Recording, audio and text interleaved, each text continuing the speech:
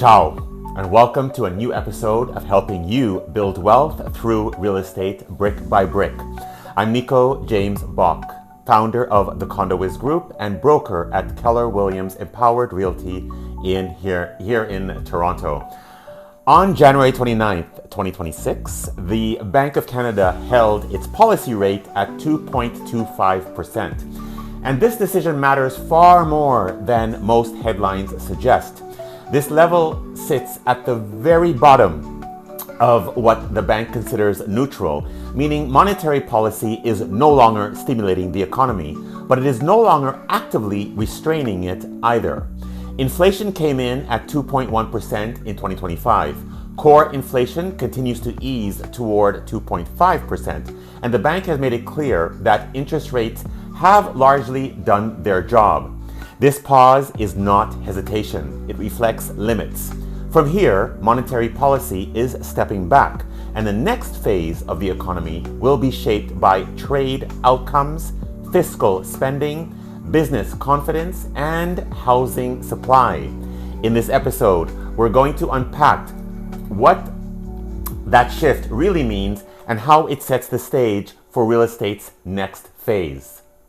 Trade, tariffs, and structural risk. The real risk facing Canada right now is not inflation, it's trade. US tariffs have already weakened exports, particularly steel, aluminum, and automobiles. While Canada is diversifying trade and increasing exports to markets like China, there is no replacement for the US in terms of scale, speed, or cost efficiency. The upcoming CUSMA review is the single biggest unknown in the economic outlook. An unfavorable outcome would ripple through production, hiring, and GDP, and that is why the bank is staying flexible rather than aggressive. Jobs and the labor market. Employment weakened in early 2025 as tariff-exposed sectors cut back. But recent job gains in healthcare and services have helped stabilize the picture. Population growth is slowing, which reduces pressure on job creation. But business surveys show something more concerning. More firms are planning job cuts now than during the pandemic, signaling a structural slowdown rather than a temporary shock.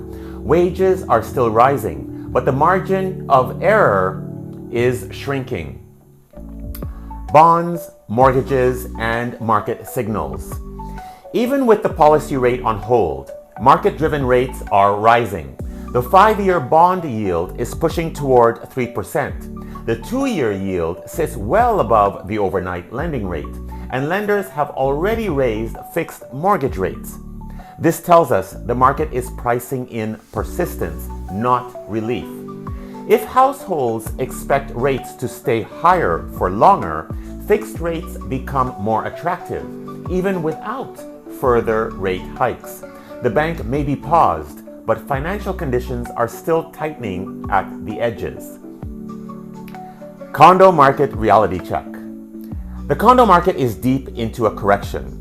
New condo sales in the GTHA hit their lowest level since 1991. Down 60% year over year, and nearly 90% below the 10-year average. Project cancellations have doubled. Construction starts are down sharply, and completed but unsold inventory has surged. Investors are favoring newly completed units over pre-construction, while purpose-built rentals are absorbing capital through government incentives. This is painful, but it also sets the stage for a future supply shortage once demand returns. Canadian household debt just hit $3.2 trillion. But the key detail is that growth is slowing and much of it is interest-driven, not discretionary spending. That tells us households are treading water, not accelerating. Consumer confidence in the US just fell to a 12-year low.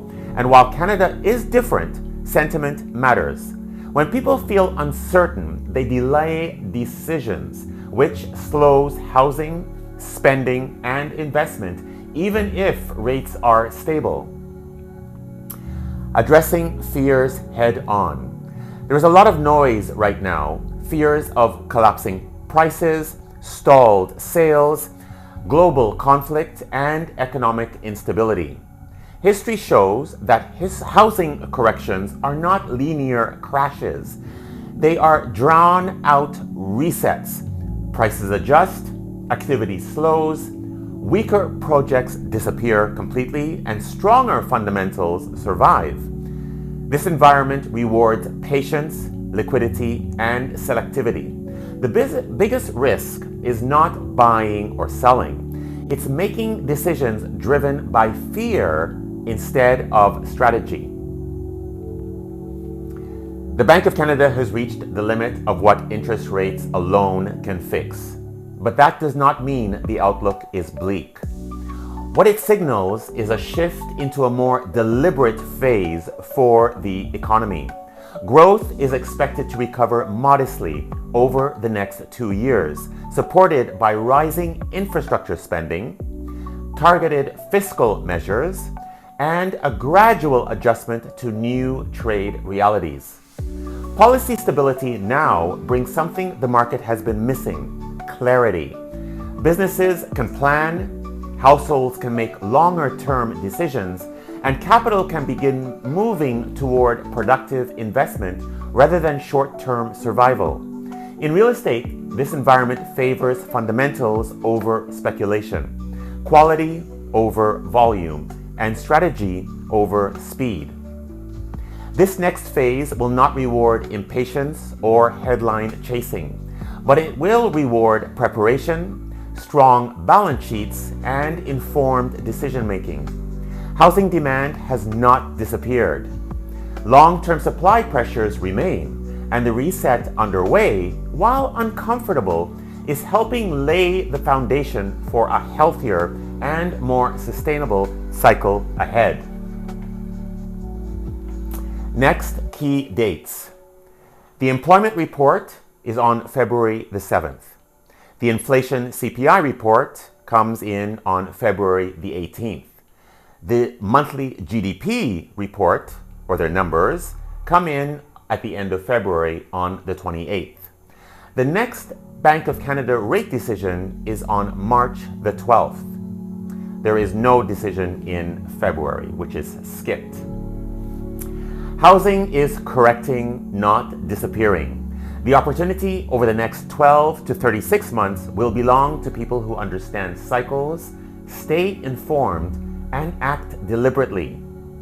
If this conversation helped you cut through the noise, like it, share it, comment with your questions, and reach out if you want to talk about how this environment affects your next move, brick by brick. Ciao, ciao.